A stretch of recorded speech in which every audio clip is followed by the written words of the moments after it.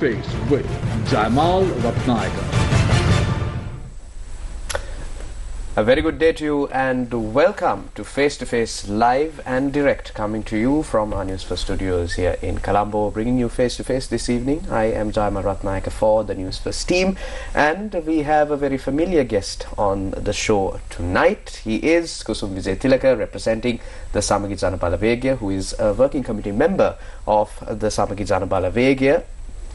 Kusum has many personas: an economist, a researcher, turned politician also, I believe, in the upcoming local government elections, because he has been added to the nominations list. I've been added to the candidate list, Jaimal. Thank you for having me. So I'm not a politician. I guess I'm a representative on what's the equivalent to a national list for Parliament. So instead of the national list, I'm on the candidate list for the local government. I've done a little bit of campaigning around the Kurundwat area, and it's been an interesting sort of introduction to active politics. I see. So since we took an entrance through the program, through the local government elections, let's talk about how the preparations by the Samagi Jana Balawegaya has been happening for the local government elections, particularly pertaining to the Colombo Municipal Council, which has been a stronghold of the United National Party in the past, because when the last local government elections rolled around, the Samagi Jana Balawegaya was not born, it had not been formed. This is the first election that the SJB will be facing on a local government level. So, according to your prognosis, how are things being calibrated and prepared for this upcoming election? Well, I think, Jaimal, the main challenge that all the parties, not just us, that we're having is to get people really interested in the local government election. I think a lot of people might be thinking it's another election, do we need all these elections? But I think it's important to explain to the audience that the local government is where you can have the most direct impact on your life. So those who run, for example, the Colombo Municipal Council, they have a lot of impact on what happens to you on a day-to-day life, your journey to work, your journey back home, how comfortable you are living in this city, the facilities that the city provides for you. These things all fall under the purview of the CMC, and I have to say, unfortunately, the Colombo Municipal Council represents similar organizations and institutions of government in that it's become almost redundant. You know, people have almost forgotten that there is a CMC. The CMC actually has, you know, pretty wide-ranging powers, and the objective of the SJB is to win the CMC and actually use those powers to enhance people's lives, because there's a lot of things we can do. Some of it is long-term, some of it will take time, but there are a lot of simple things we can do, you know, and we have to improving traffic flows, improving public transport, ensuring you don't have crowded public transport. One of the biggest issues we have right now in our city, and I've gotten a lot of anecdotal evidence about this, is that our health system is struggling with the chikungunya crisis. Now, the chikungunya is a vector-borne disease. It's from mosquitoes. This is a direct outcome of a failure to manage certain areas of the city that are known, that are prone to these outbreaks of chikungunya and dengue. And this is what happens when you neglect these areas, construction sites. And we have all these institutions within the CMC, and we also have the UDA. We have these organizations that are supposed to make sure that these things don't happen. But that's happening. Another example is there's a report came out that there was over 150 abandoned buildings that have fallen into disrepair. Another huge health risk, not only for chikungunya and vector-borne diseases, but overall it's a health risk, it's a crime risk. So these are things that have been, our city feels sort of abandoned. It's as if there is no authority looking over it. And this is a problem. So I urge the people out there to go out and, you know, exercise your franchise, because even though you think this is not as important as the presidential or the parliamentary election, I can assure you that there's a lot of work to be done, and unless you get the right people in these offices, it's not going to happen. And you know, Colombo has stagnated so much. I think it needs a lot of work, and it needs to have started yesterday. So that's my thing. Understood. Kusum, you brought out a very important point there, because if we take the number of elections, the frequency of elections that have taken place since last September, this is the third national level election that is happening in the span of around 6 to 7 months. And I was talking to some experts in this area, and what they also projected is that there might be a certain level of voter fatigue when it comes to a national level election, because first they had the presidential election and then they had the general election. Now there's another election coming around with the provincial council elections also projected to be held well later next year, I believe. But how important, like you said, is it for the voter to turn out in their numbers to these particular elections without simply discounting it as a lower tier election compared to that of a presidential or general election, and to exercising their franchise, making their voices heard, and ensuring that their wards, the voices of their wards, are represented in this upcoming election. Yeah, that's a very the SJB. That's a very important point, and I think in a system of democracy, you have to understand that elections are like a feedback loop, right? In the United States, for instance, you have your main Senate and Congress elections, but you also have midterm elections after a 2-year period. That's a way of the public giving feedback to the politicians, feedback to the parties. Now, and I think this is a very important situation for a number of reasons, but particularly because you're in a situation where the NPP, JVP government has hold of the executive arm of government. They have a huge hold over parliament, over 159 seats. Right? So they have control over 2 major levers of power. This is an opportunity for the people of Sri Lanka to sort of keep them in check, to tell them that no, you don't have absolute power. And I think some of the moves that the government has made ought to make people think whether you want to give more power to this government, or do you want to see another party in operation, in executive power, operating a major office institution within Sri Lanka's governance system, and how they deliver. And I think this is an opportunity that I hope the people will give the SJB to show that we can run the CMC far more efficiently and far more productively than what is being done right now. If you just take, for example, I actually have called it a national tragedy, what is happening in Kandy at the moment, or just past. I mean, the government sought to utilize some form of this exposition of the tooth relic to sort of reinforce their nationalist credentials. But what came of it was something like 6 deaths, over 500 hospitalizations, the sanitation collapse, the sanitation system collapse, garbage disposal issues. This is the government that launched a project called Clean Sri Lanka, but then went on to authorize and approve an event that was bound to have huge detrimental impacts on the local environment. We've heard from residents of Kandy talking about the destruction that's happened in their city.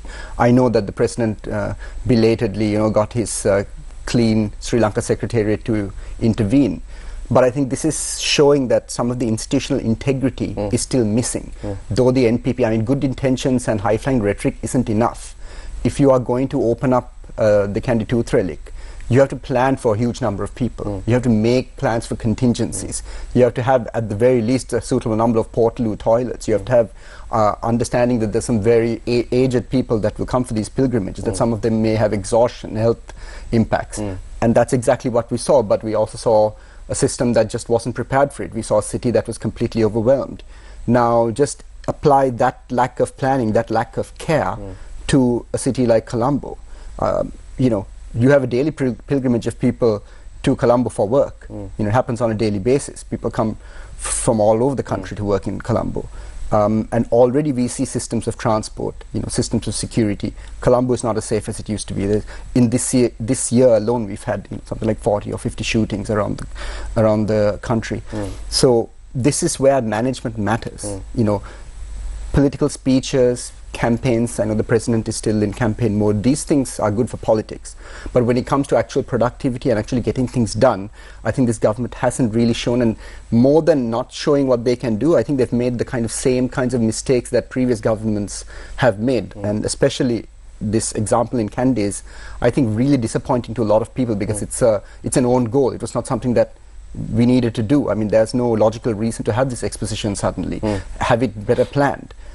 It just shows that they are putting politics ahead of practical policy, and this is not a good sign. Right. So during the previous elections, particularly the general election, because in the presidential election we know that President Ranukumar Dissanayake failed to win a majority of the votes, but in the general election an overwhelming majority was won over by the National People's Power. And if you do say that the public trust in the current government has sort of waned in recent times, especially with certain events and decisions taken by this current government, how do you believe that the Samagi Jana Balawegaya is prepared to put their foot in the door and to convince the public that the SJB is ready to take on the trust of the public and to fulfill what is required of a political authority?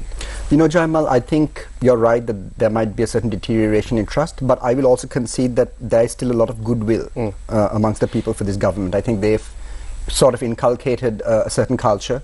I think there are certainly less examples of mass corruption by government members. We haven't heard anything yet. Of course, there are certain issues and we can discuss those, but at the same time this goodwill isn't going to last forever. And one thing that I think has been very clear is that the NPP has been unable to meet its rhetoric and meet its manifesto. Now, one of the most basic things is first of all, the conceptual critique of the IMF and also the actual technical critique of the IMF program, both of which we know the NPP and the JVP is famous for. That's been completely dissolved. It's gone. It's no longer part of their mantra, right? The SJB is at least a party who has this critique of the current IMF program and the economic structures that are available, and it seems that our party's critique of this IMF program is the only one that still exists. So I'll tell people, why is this important? The NPP's critique of the IMF is important because they said this is one of the roadblocks to developing our economy, to having high growth, to protecting our people, to providing healthcare, to providing education. So if you're maintaining the same program as before, how are you going to deliver on all these other things? And that's one thing that came out with this budget. It's that they're not going to deliver. They've had a record low expenditure on education, below 1%. Health is 1.5%. This is not the story that the NPP government told us when they were campaigning. They said we will raise revenues and we will raise spending on health and education to record levels. Hasn't happened, right? So if you look at this very basic thing that they completely changed their minds on. And let's take something else. I don't know if maybe your younger viewers will be aware, but younger viewers, I paint myself as quite like old you there. and I, yes. Yes. But Rohan Vijayveera, in the 70s, he had something called the Pasalpaha, the 5 classes. You know, they talked about the Leninist Marxist ideology, talked about the crisis of capitalism. They talked about all these important lessons, feudal structures and economic systems in Sri Lanka. But one of the things they also spoke about was Indian interference, Indian imperialism, the fact of living next to a regional hegemon and how that impacts our society and how that's an obstruction to revolution. The NPP, even recently, it's 2023, there's content and their manifesto talks about non-alignment. But what do we see? Barely 6 months into government, the JVP-NPP government has signed a defense cooperation agreement with India, a very deep defense cooperation with India. We are now part of the United States Combined Naval Task Force in this region. So that also goes against the Indian Ocean Zone of Peace concept that has been long-standing. These are major reversals from the NPP-JVP government. And I think it's a cautioning note to the voter that this is what they said and this is what they're doing. It's completely opposite. Now, at the very least, the SJB will say, do what we say and we mean what we say. And that, I think, is an important difference because we had a policy and we put pressure on the government, follow your own policy, and they failed to do that. And I think some of the outcomes as you go along this year, you will see people will be frustrated by the lack of economic growth, by the lack of economic opportunity. And also we have external headwinds in the form of the Trump tariff and our external sector. So these are not good signs, and the government still hasn't really taken proactive measures with any of these things. And I think this is an opportunity for the people to sort of keep a check on this government's power, because giving them unlimited power thus far doesn't seem like that's helped them to at least put their manifesto into practice.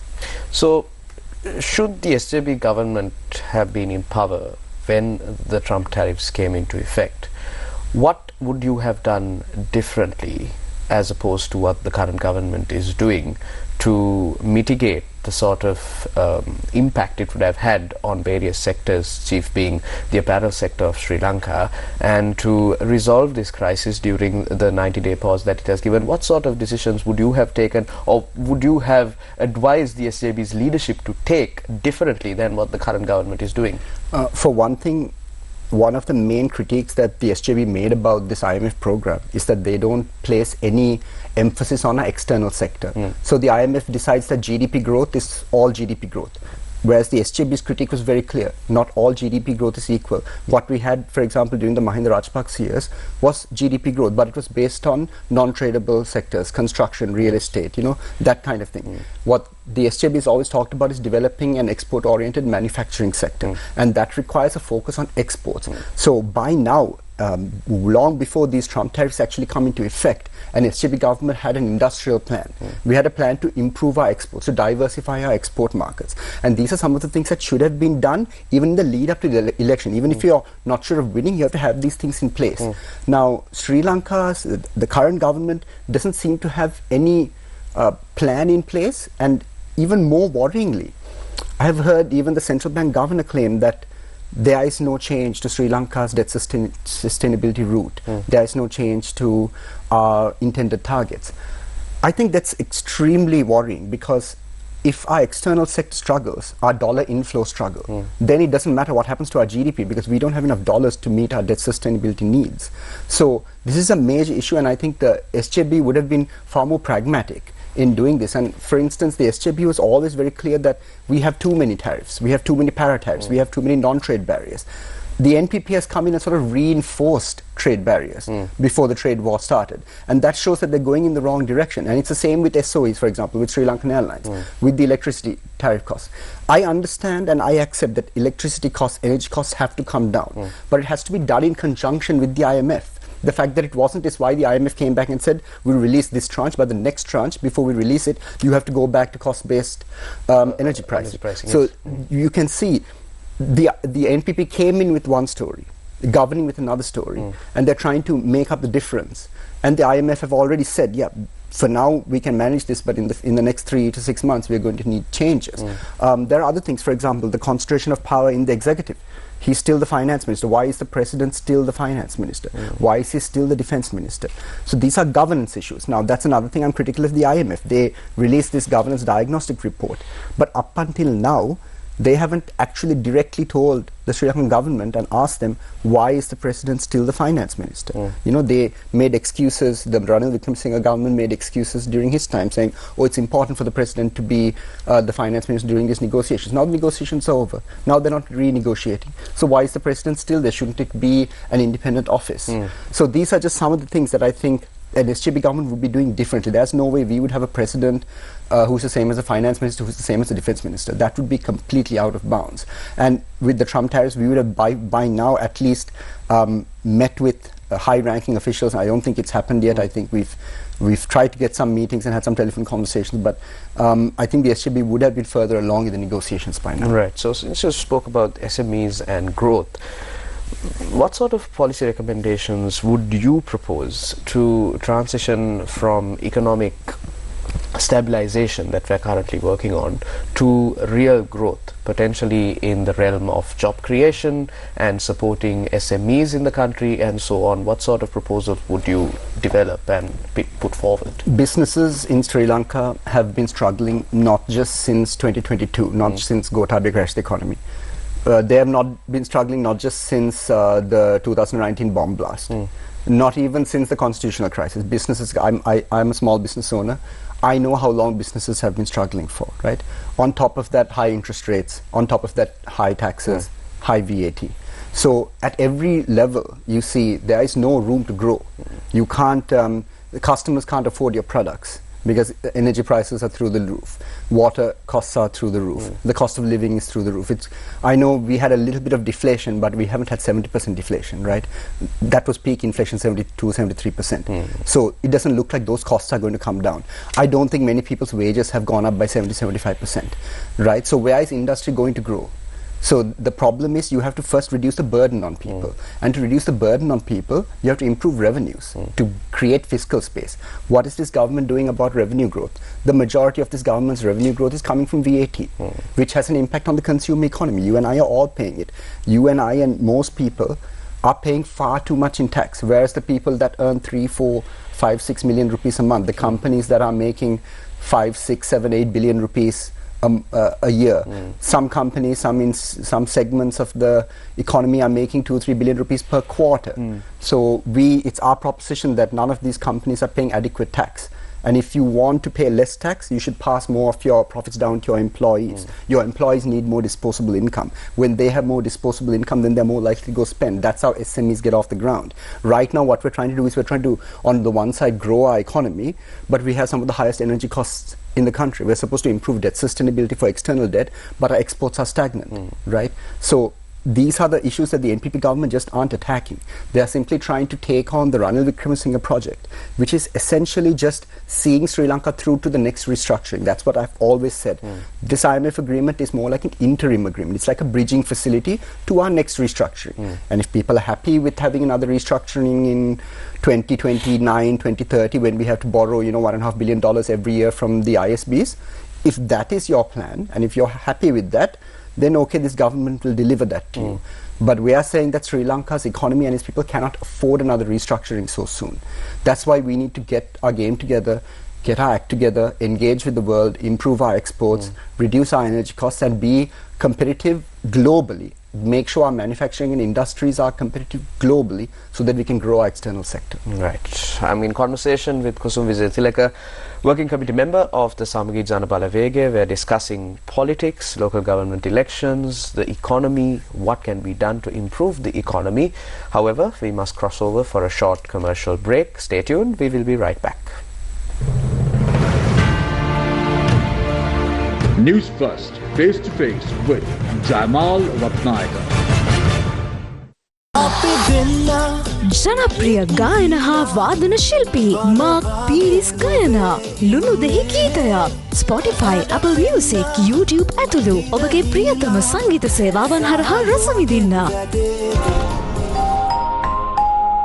Entertainments. If you do not perform, or if you have not performed, and if you do not perform, this is a protest vote we are going to place, and that signal, that protest vote will go down very well, because the government will know that their popularity is coming down and they will have to arrest him. This government needs checks and balances.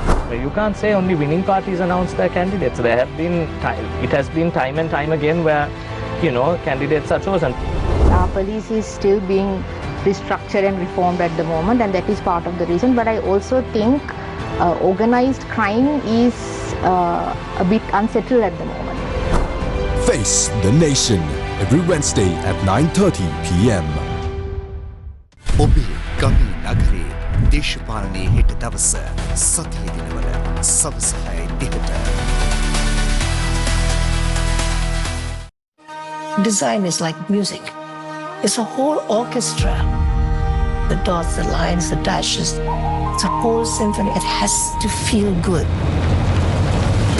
Come on a fantastic discovery of design as Anthony Burke meets designers from Mumbai to Yogyakarta, showcasing groundbreaking works.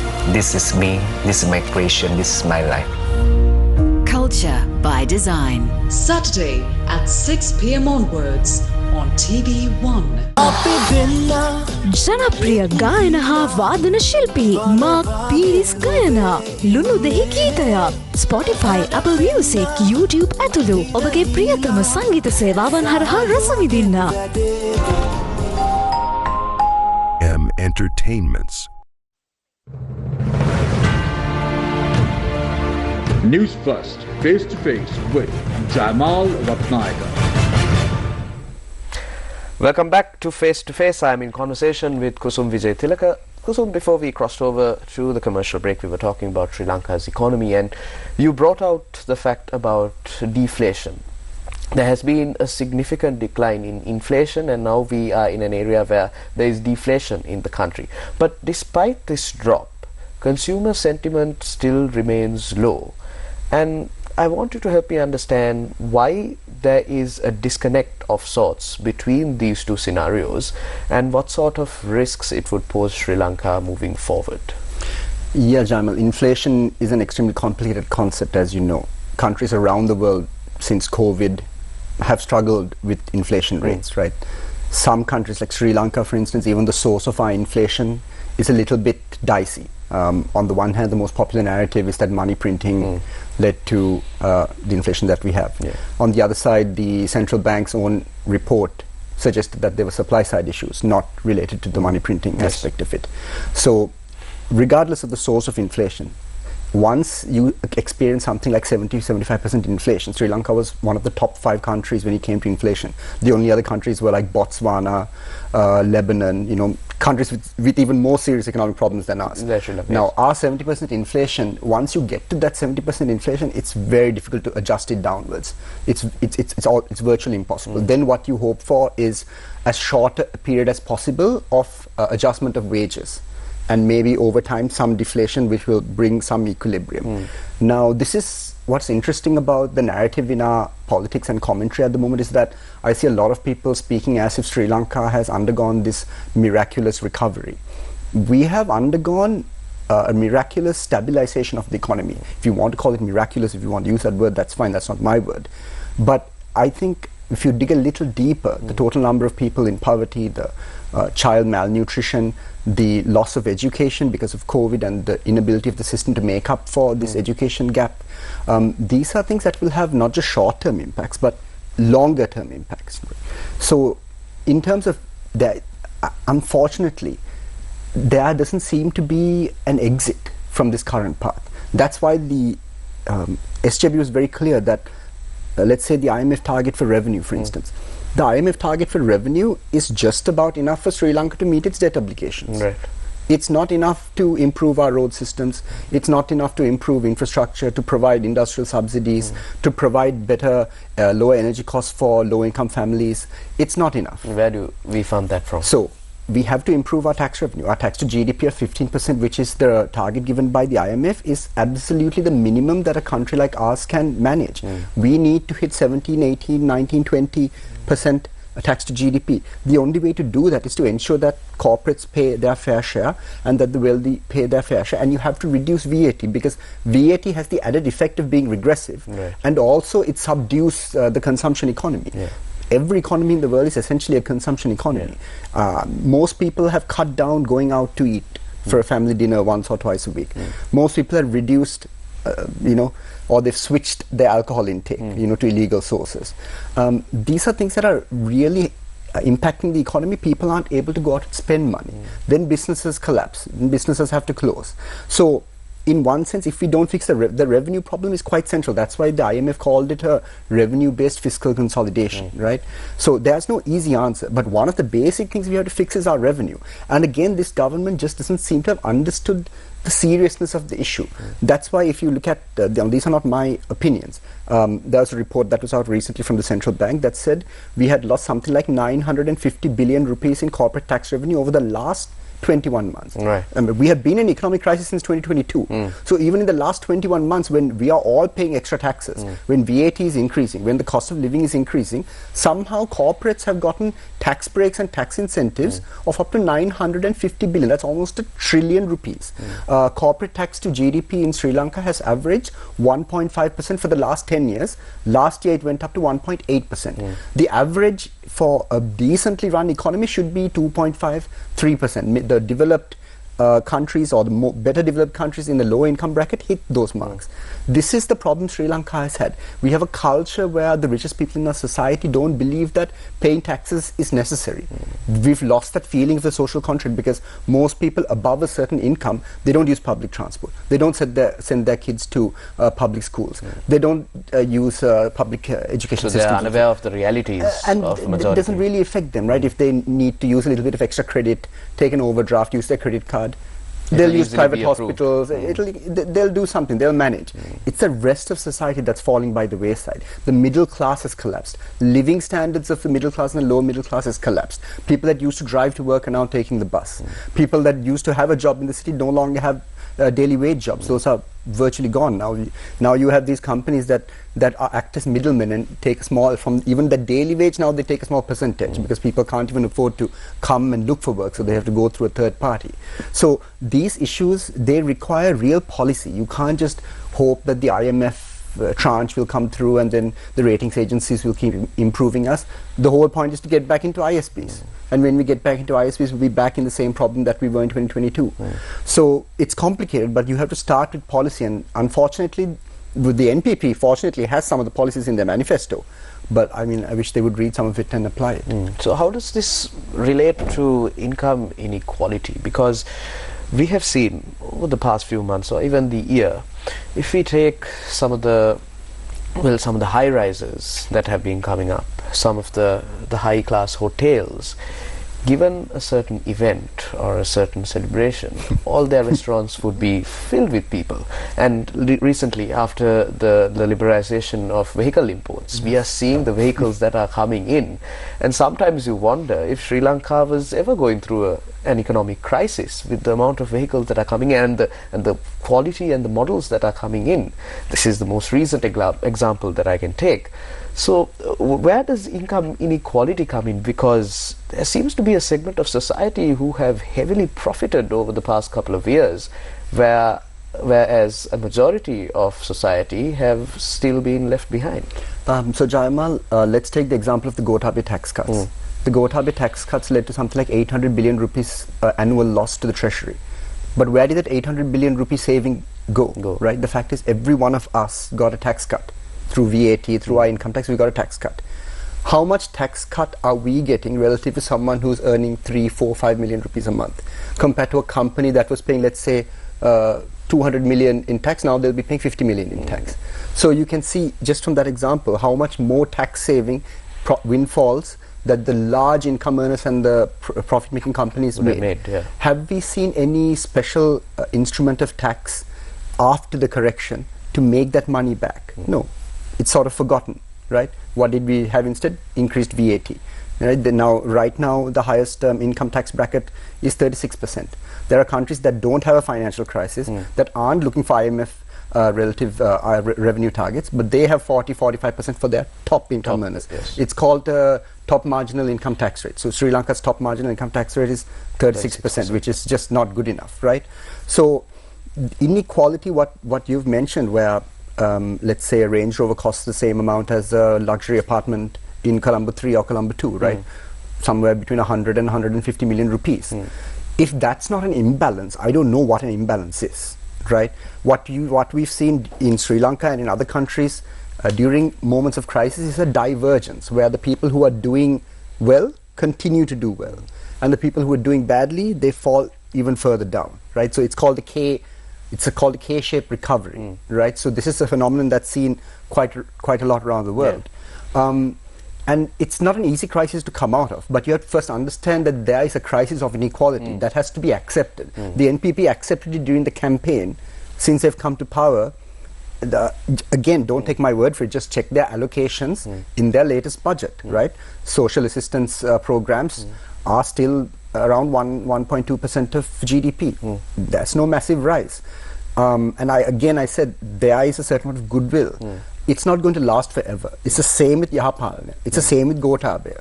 It's the same with Donald Trump. So let me interject. What sort of corrective measures can be taken at this moment to ensure that there is some sort of equality, that at least the proportion of inequality reduces? Because this is not sustainable at all, is it? Once you get these levels of inequality, and just to enunciate for your audience, the UNDP's inequality study, it showed that the top 1% of income earners own something like 40% of total wealth.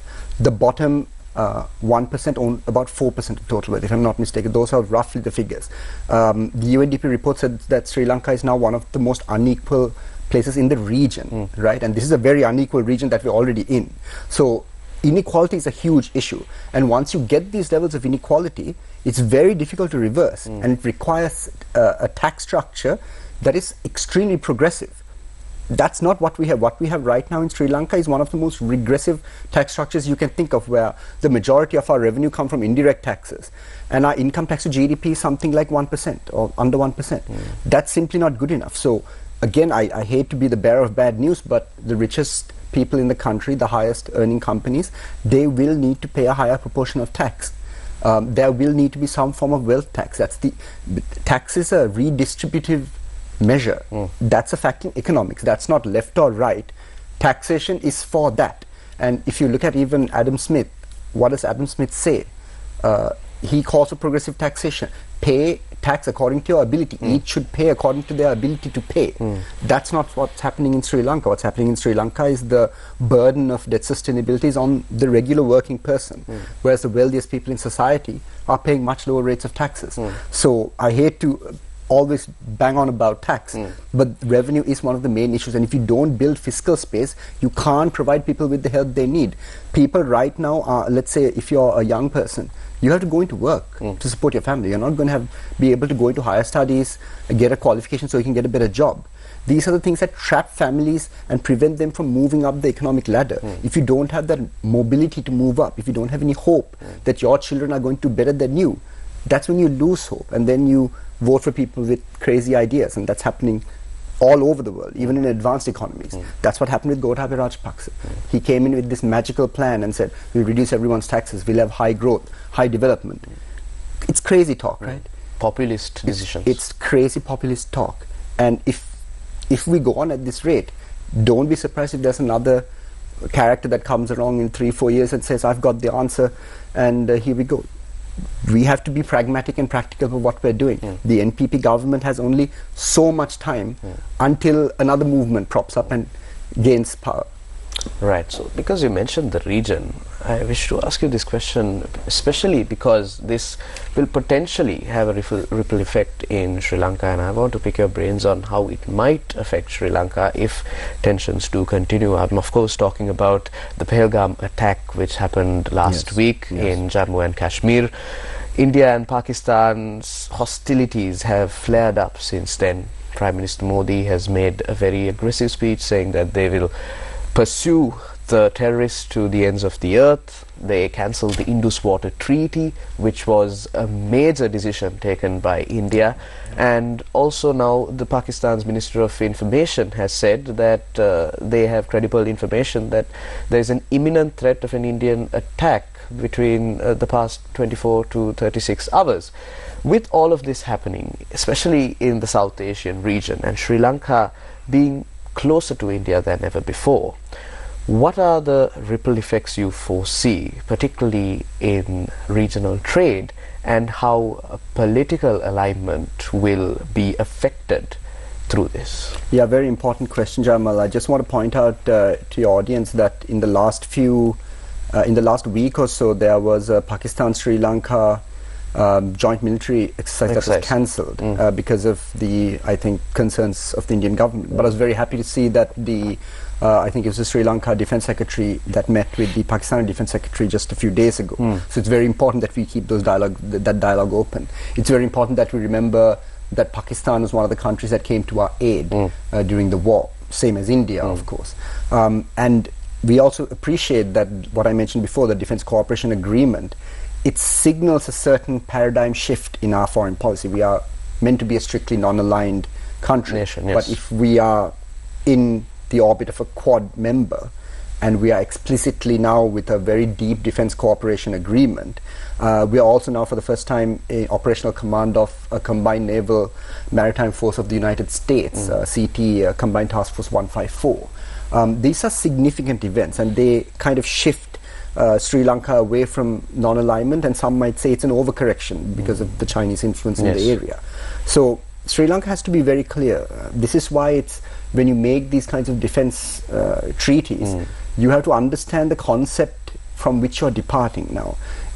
Sri Lanka is in the Indian Ocean. The Indian Ocean is meant to be a zone of peace. There's not meant to be military exercises in this zone. Now that's changing, but we have to also understand that the these geopolitical forces are changing. Right now we are seeing, let's say, a thawing of relations between Saudi Arabia and Iran, the Shia and Sunni kingdoms, right? That's something that hasn't happened before. It's happening very quickly now. So we are seeing a sort of realignment, even with the Trump trade war. Some of that is economic, some of that is geopolitical and geostrategic, right? So the balance of power. The balance of power. And we obviously know the Chinese involvement here. They have a border with China. They have investments in Sri Lanka. They have huge investments in Pakistan. I think Sri Lanka and Pakistan have that in common. One of our main creditor countries is China. The only thing we can do as Sri Lanka as a country is to ensure that we don't go back on our word. Now, if, for example, we have military drills with Pakistan, we should be able to do those military drills without having to make excuses, without having to play hide the ball. Sri Lanka should have autonomy over we should have autonomy. Foreign now, policy. I want to once again just go back to this exposition of the tooth relic, right? The tooth relic is not just a religious artifact.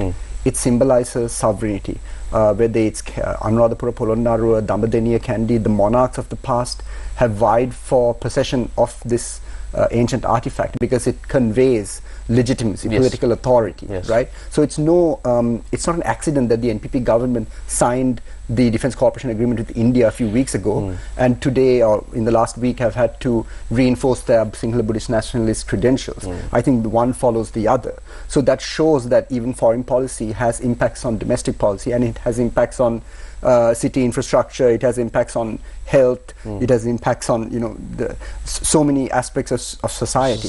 So you have to be very careful when you do these things, and the NPP is fast finding out that you can't govern just based on high-flying rhetoric, that you have to be practical.